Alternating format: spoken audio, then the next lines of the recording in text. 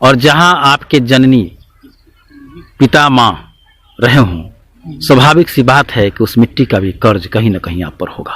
बिल्कुल है, कर्ज है और कर्ज चुकाने के मूड से ही आया हूँ। मैंने भी फिर चुनाव लड़ा और अपनों की मेहनत से, अपनों के साथ से मैंने इंग्लैंड में भारत का झंडा लहराया था और चुनाव जीता था मैंने उपाध्यक्ष पद से। आप इंग्लैंड में रह गए होते तो मंजिल अभी इस वक्त आपकी कहाँ होती है? देखिए, अगर मैं अभी इंग्लैंड में होता तो मैं एक वर्ल्ड क्लास की जॉब कर रहा होता, जिसका लगभग 99% भारत के युवा ख्वाब देखते हैं, खासतौर पर हमारी टीम। मगर अफसोस होता है तब जब भारत में ये बदलते हुए हालात देखते हैं। भारत में जब लोग हिंदू, मुसलमान, सिख, ईसाई की बात करते हैं तब अफसोस होता है। ऐसा मैंने मैं जब यूके में था, इंग्लैंड में था, तब मैंने ये कभी फील नहीं किया। सैयद सऊद हसन जी अपने पिता की जन्मधरती और कर्मभूमि पर आप आए हैं मोहलिया, कैसा महसूस कर रहे हैं? देखिए, टू बी वेरी फ्रैंक, शुरू में मैं थोड़ा हेजिटेटेड था आने के लिए कि नई जगह है, नए लोग हैं, फ़ोटोज़ वगैरह देखी हुई थी और आज से लगभग 11 साल पहले मैं यहाँ आया था, तो हल्की हल्की सी मेमोरीज भी थी। मैं थोड़ा हेजिटेटेड था, बट जब मैं यहाँ आया तो यहाँ के लोगों की जो मोहब्बत है दिल से निकलती हुई, उनकी आंखों में जो मोहब्बत मैंने देखी, उसने मतलब एक ऐसा अट्रैक्शन पैदा किया कि आज मुझे यहाँ बहुत खुशी हो रही है, बहुत अच्छा लग रहा है। काफ़ी व्यस्त लाइफ रहा है आपका। जी हाँ। और इतने कम उम्र में जैसा कि जानकारी मिल रही है कि आप शिक्षा से लेकर राजनीति की दुनिया में भी परचम लहराते रहे हैं और अपने पिता की इस जन्म धरती पर, कर्मभूमि पर, जहाँ आप जन्म नहीं लिया, आपके पिता ने जन्म लिया और आपके पिता का यह कर्मभूमि है। आपने अपना कर्मभूमि कहीं और बनाया, जन्मभूमि आपकी कहीं और है, लेकिन इस धरती पर आने के बाद कैसा लगाव महसूस हो रहा है आपको? देखिए, ये धरती, यहाँ की जो ग्रीनरी है, यहाँ के जो लोगों में मोहब्बत है, यहाँ ये चीज़ें सबसे ज़्यादा मुझे अट्रैक्ट करी। इसके पीछे रीज़न ये रहा कि शुरू से ही मेरा, जब भी मैं सुनता था कि वहाँ जाना है तो फोटोज़ वगैरह देखी मैं कई बार ऐसा लगता, क्योंकि जो भोपाल है वो मध्य प्रदेश की राजधानी है, एक काफ़ी डेवलप्ड सिटी है। वहाँ से फिर मैं यहाँ की फ़ोटोज़ देखता तो मैं कभी कभी हेजिटेट हो जाता था कि क्या करना, जाना चाहिए कि नहीं। बट एक मौका बना और मौका बनते बनते जब मैं यहाँ आया तो वही, मैं जैसा कि आपको बताया, यहाँ के लोगों की मोहब्बत देख के मुझे काफ़ी अच्छा लगा। और अब मेरा पूरा प्रयास रहेगा कि मैं ज़्यादा से ज़्यादा यहाँ आ पाऊँ और साथ में जो भी मुझसे हो सके यहाँ के लोगों के लिए, क्योंकि मैंने देखा ये काफ़ी अंडर डेवलप्ड एरिया है। यहाँ पे डेवलपमेंट की बहुत ज़रूरत है, चाहे शिक्षा के क्षेत्र में हो, चाहे रोज़गार के क्षेत्र में हो, सड़क हो, पानी हो, घर हो या खेत खलिहान में आसानी हो। मैंने देखा कई बुजुर्ग लोग काफ़ी मेहनत करते हैं, हालांकि कई ऐसी हमारे पास मशीन्स हैं आज के तारीख में जो उनकी उस मेहनत को कम कर सकती है। तो किस तरीके से उन मशीन्स को यहाँ इंट्रोड्यूस किया जाए, ये प्रयास मेरा ज़रूर रहेगा यहाँ के लोगों को जानने के बाद। देश का रीढ़ है युवा पीढ़ी, आप युवा हैं। जिस तरह देश को आप जैसे युवाओं से उम्मीद है, उसी तरह इस छोटे से गाँव को भी इसलिए आपसे उम्मीद है क्योंकि यहाँ आपके पिता की कर्मभूमि और जन्मभूमि रही है और जहां आपके जननी पिता माँ रहे हों, स्वाभाविक सी बात है कि उस मिट्टी का भी कर्ज कहीं ना कहीं आप पर होगा। बिल्कुल है, कर्ज है और कर्ज चुकाने के मूड से ही आया हूँ और चुकाऊंगा वक्त के साथ। It might take some time, क्योंकि मतलब बहुत सारी चीज़ें हैं काफ़ी, हालांकि मतलब पिछड़ा तो नहीं कहूँगा मैं क्योंकि दिल से निकलता नहीं है, बट हाँ कई ऐसी चीज़ें हैं जो यहाँ होनी बहुत ज़रूरी है, जैसे कि मैंने आपको बताया। और उन सारे क्षेत्रों में प्रयासरत रहूँगा कि किस तरीके से डेवलपमेंट की तरफ इस गांव को लेके जाया जा सके। सऊद हसन जी, यहाँ पर एक बात आपसे पूछना चाहेंगे। आप एक छोटे से कस्बे से, आपके पिता यहाँ से कहीं ना कहीं आप वहाँ गए और आपकी जन्म धरती कहाँ बनी? भोपाल। भोपाल में, प्रदेश की राजधानी भोपाल में। खास भोपाल में ही? जी हाँ, बिल्कुल। और आपकी बचपन की शिक्षा कहाँ से हुई? भोपाल शहर से ही हुई। भोपाल शहर से। शिक्षा कहाँ तक है आपकी? मैंने MBA ग्लोबल किया, मतलब पोस्ट ग्रेजुएशन तक मेरी डिग्री है। मैंने 12th तक भोपाल के रेड रोज स्कूल में करा, वो कैम्ब्रिज से एफिलेटेड स्कूल है। उसके बाद मैंने अपना ग्रेजुएशन भी भोपाल से ही करा। उसके बाद पोस्ट ग्रेजुएशन के लिए मैंने international English language testing system IELTS नाम का एक एग्ज़ाम दिया, जिसमें मैंने अपने शहर में टॉप किया था।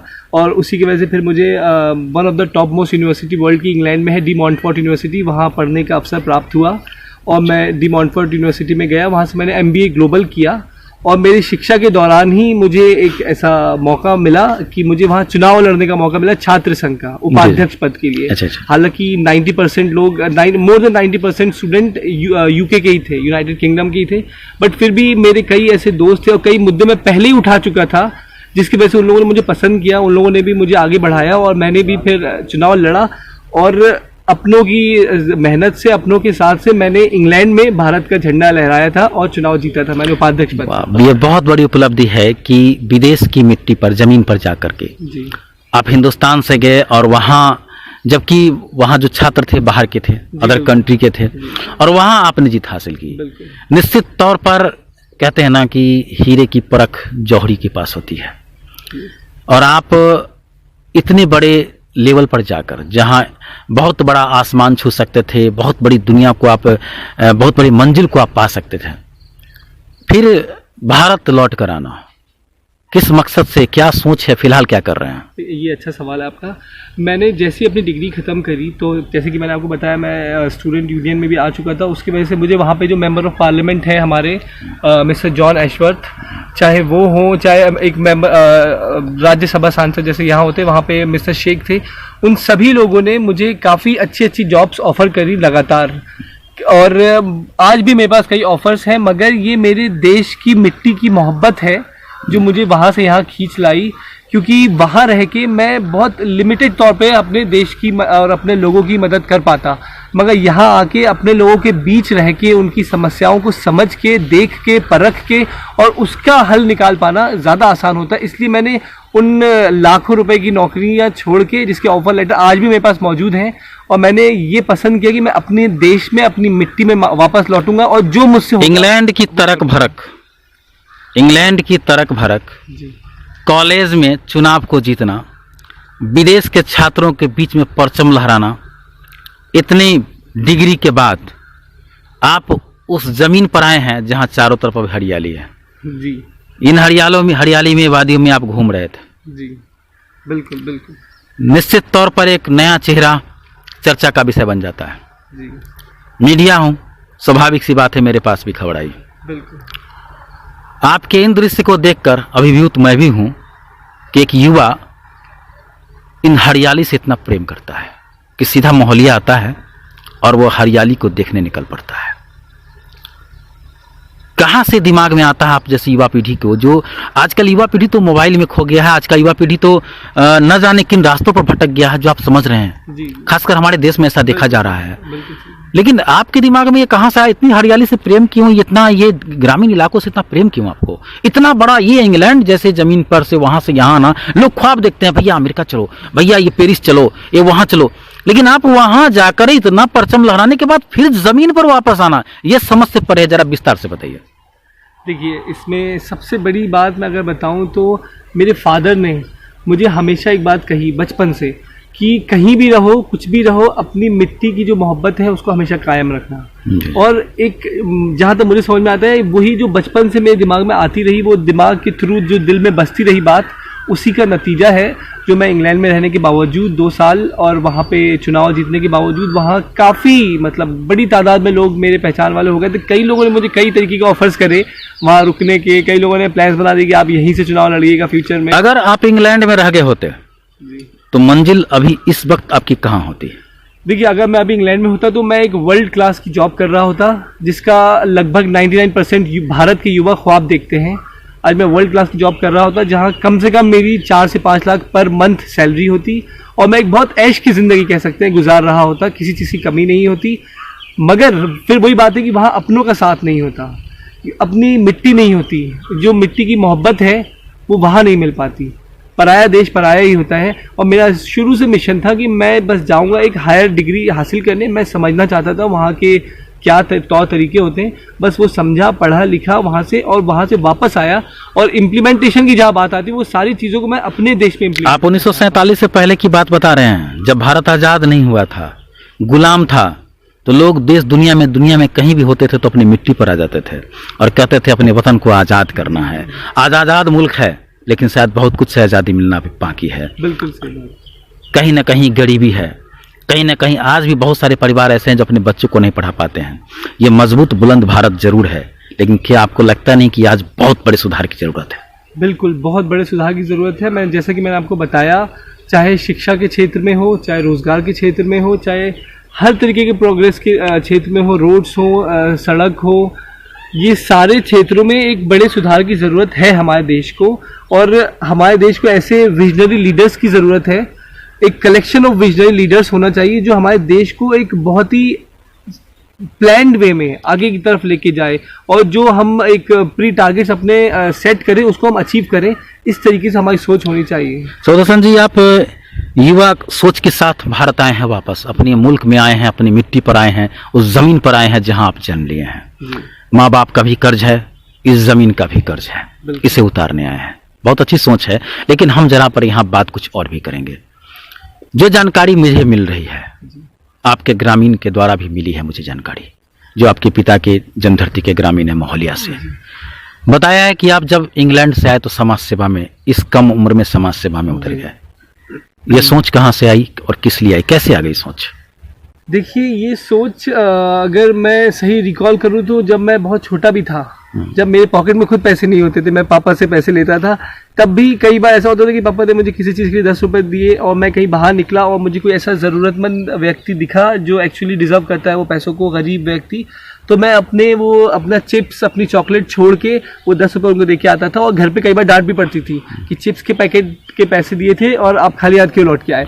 मैं बताता बोलता, अरे जिस चीज़ के लिए दिया गया था। तो कहीं ना कहीं ये सोच, ये जज्बा, ये जुनून शुरू से ही मेरे अंदर था, शायद मुझे ऐसा लगता है। किस साल आप आए थे समाज सेवा में? मैं 2013 से 14 के बीच में ही पूरी तरीके से 2013-14 में आप आ गए थे। अभी उम्र आपकी क्या होगी? अभी 28 साल है मेरी उम्र। मात्र 28 साल है। 28 साल। और इसमें आप 13-14 में आप आ गए थे? बिल्कुल 13-14 में आ गया था। और खास तौर पे ये जो कोविड काल हमने देखा, मतलब कि 20 साल के अंदर में आप आ गए थे? जी हाँ, बिल्कुल। इतने कम उम्र में? जी। और वही समाज सेवा? बिल्कुल। मुझे ऐसा लगता है ना कि मैं भी कुछ सपना देख रहा हूँ। क्या ये सपना तो नहीं है? नहीं, हकीकत में आ गए थे। किस तरह से सेवा कर रहे थे? मैंने बहुत बड़े पैमाने पे, मैं आपको फोटोग्राफ्स भी दिखाऊंगा या शायद आपने देखी भी हो, बहुत बड़े पैमाने पे लगातार लोगों को राशन बांटने का काम किया, खासतौर पे कोविड और उससे पहले भी कई बार। कोविड काल में? हाँ, Covid first lockdown, second lockdown, दोनों में हमने हजारों लोगों को बड़ी तादाद में, सिर्फ ये नहीं कि खाना का पैकेट बना के एक टाइम पे दे दिया, ऐसा इतना तादाद में दिया ताकि उनका पूरा महीना चल सके। और इतना हमने पैकेट बना के, जिसमें दाल, चावल, आटा, चाय पत्ती, शक्कर, जो कि डेली हमें यूज में आते हैं, उन सब का पूरा एक सेट बना के लोगों को, हजारों को बांटा। पहला कोरोना काल आपने चर्चा किया जी। ये दर्द उभर आता है बहुत, चाहे वह मीडिया कर्मी हो, चाहे हिंदुस्तान का कोई भी नागरिक हो। बिल्कुल। भारत में हर राज्यों में उस समय एक सबसे बड़ी समस्या थी भूख की। जी। मजबूरी, बेबसी, लाचारी। कई बेटियां अपने पिता को साइकिल पर बैठा कर लाती थी, कुछ अपने मासूम को कंधे पर बैठा कर लाते थे। अजीब सा दौर था वो, बिल्कुल। जिस वक्त एक गिलास पानी और एक दाने के लिए मोहताज था गरीब। यहाँ तक कि पढ़े लिखे और पैसे वाले लोग भी साधन के वजह से, कमी से भोजन ठीक से नहीं कर पाते थे। मजबूत देश में इतनी बड़ी त्रासदी देखी गई थी और उस समय आपने लोगों की मदद की है। ये युवा सोच निश्चित तौर पर देश के जो जनता है वो आपको सलाम करेगा और युवा पीढ़ी आपसे प्रेरणा लेगा। हालांकि आप समाज सेवा के साथ साथ जो जानकारी आ रही है, आप राजनीति में भी आ गया है। जी हाँ, बिल्कुल। सुने हैं कि कांग्रेस पार्टी ज्वाइन किया है? जी हाँ, कांग्रेस ज्वाइन किया है और मध्य प्रदेश यूथ कांग्रेस का प्रदेश प्रवक्ता भी हूँ और पूर्व में जिला कार्यवाहक अध्यक्ष भी रहा हूँ भोपाल का।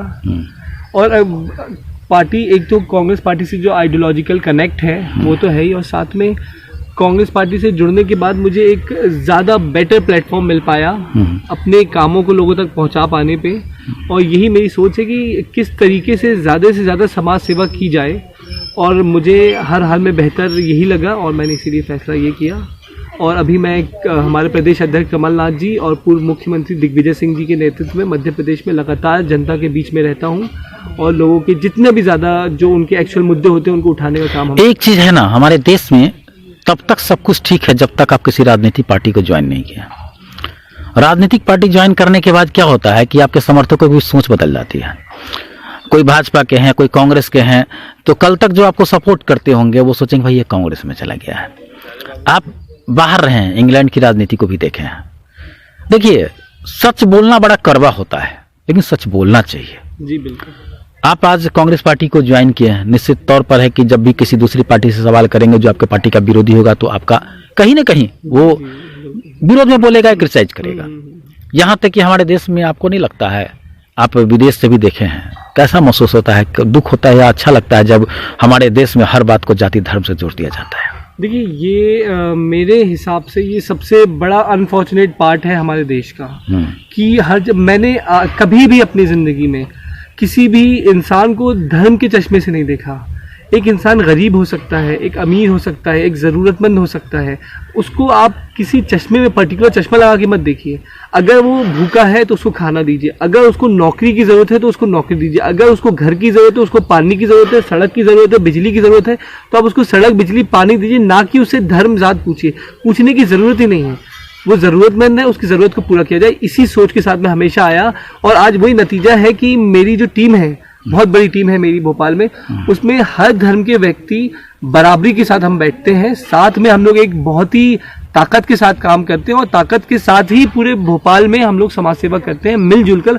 कभी हमारे दिल में ये सोच भी नहीं आई कि ऐसा भी होता है, खासतौर पर हमारी टीम। मगर अफसोस होता है तब जब भारत में ये बदलते हुए हालात देखते हैं, भारत में जब लोग हिंदू, मुसलमान, सिख, ईसाई की बात करते हैं, तब अफसोस होता है। ऐसा मैंने मैं जब यूके में था, इंग्लैंड में था, तब मैंने ये कभी फील नहीं किया।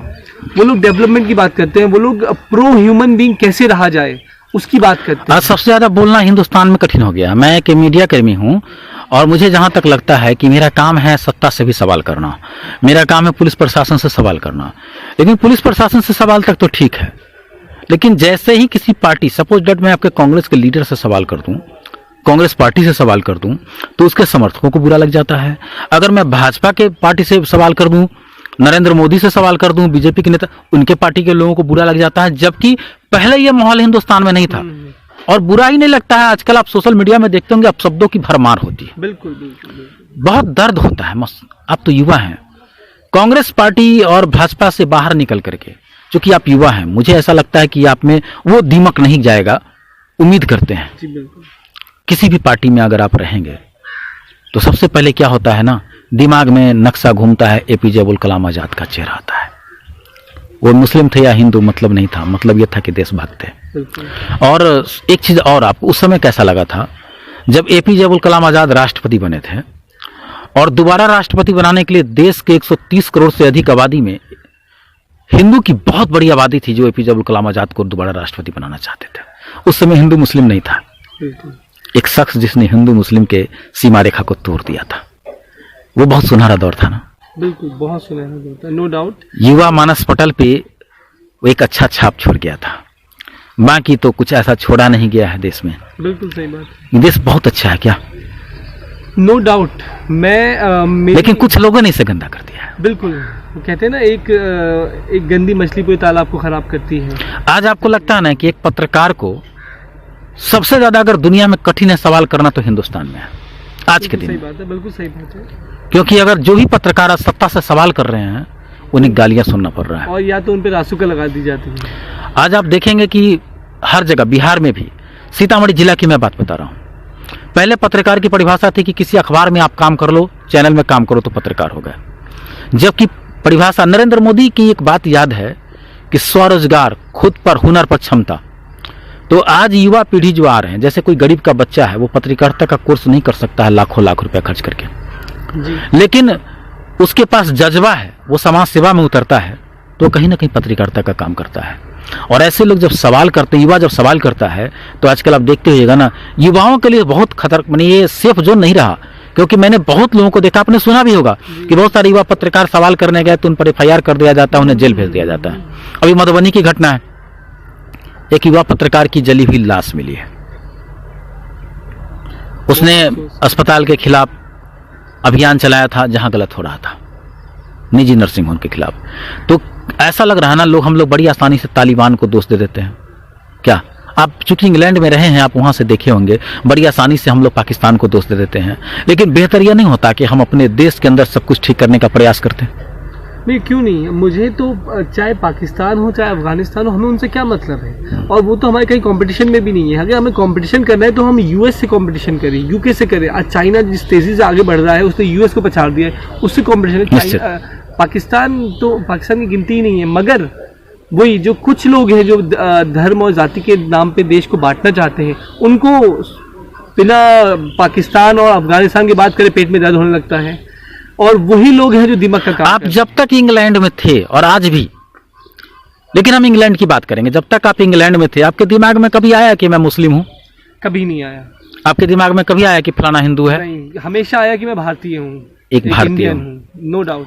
हिंदुस्तान के जो भी दर्शक देख रहे हैं इस खबर को, युवा पीढ़ी आपसे आग्रह है, हम इस खबर को इसलिए चला रहे हैं, युवा से इसलिए मुखातिब हैं क्योंकि इन्होंने इस देश की मिट्टी को पहचाना और अपने वतन वापस आ गए। बहुत बड़ा कैरियर वहां ले सकते थे, पा सकते थे, लेकिन उसे छोड़ करके अपनी मिट्टी पर आ गए हैं। निश्चित तौर पर हिंदू और मुस्लिम से ऊपर उठ करके इस देश के लिए सोचने की जरूरत है। नेताओं की सोच से नहीं, युवाओं से आग्रह है, आप देश बदलिए। कहीं एक युवा के खिलाफ अगर जुल्म होता है तो उस देश के तमाम युवाओं को खड़े होना चाहिए, क्योंकि युवा ही वो है जो हिंदुस्तान को पूरे मजबूत हिंदुस्तान बना सकता है। सौदसन जी, बहुत अच्छा लगता है, क्योंकि दिल नहीं करता है कि आपसे वार्तालाप बंद करूं। इन हरियाली जगह पर मुकुंद कुमार अग्रवाल को लोग यहां जानते हैं, और जो लोग जानते हैं वो अच्छी तरह जानते हैं कि मैं आप जैसे युवाओं को खोजता हूं, ढूंढता हूं। मेरी आत्मा भटकती रहती है कि मैं ऐसे युवाओं से मिलूं जो हमारे यहाँ का तस्वीर और तकदीर बदल दे।